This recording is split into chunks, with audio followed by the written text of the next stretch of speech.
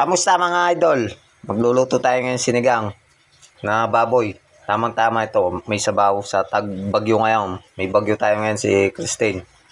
Keep safe mga idol sa bahay-bahay lang mga idol. Yan. Okay, prepare lang natin. Maya-maya lutuin na natin mga idol.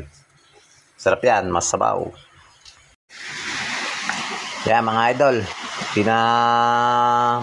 Pakukuloy na natin. Pinagsabay-sabay na natin yung karne, gabi, pati na sibuyas mga idol. Okay, antayin lang natin kumulo. Lalagay na natin yung mga gulay niya. Maya-maya kote, okay.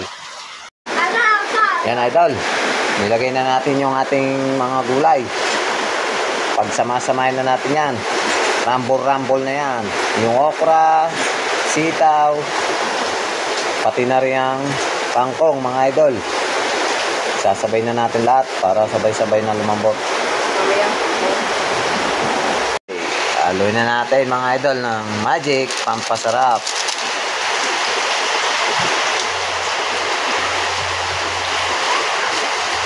Lalagyan din natin ng asin. Konti lang mga idol para hindi masyadong maalat.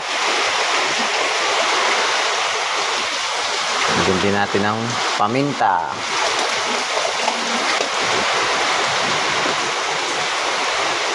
At susunod na natin ang kangkong mga idol. Yan.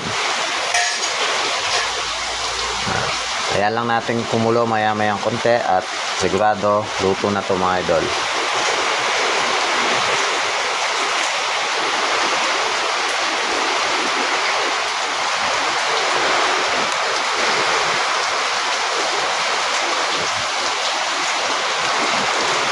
Lagyan na natin yung pampaasim natin mga idol.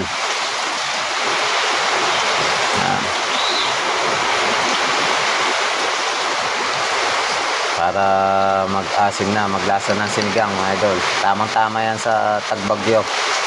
Sabaw. Sa malamig na panahon. Okay. Ayan lang natin mga idol at maya-maya luto na to. Yan mga idol, luto na ng ating sinigang. Sinigang na baboy, tamang-tama sa tagulan.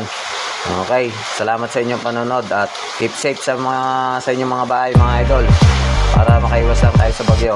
Baka tayo matamaan pa ng kung ano-ano sa labas. Okay, salamat sa panonood at magandang tanghali. Tara, kain!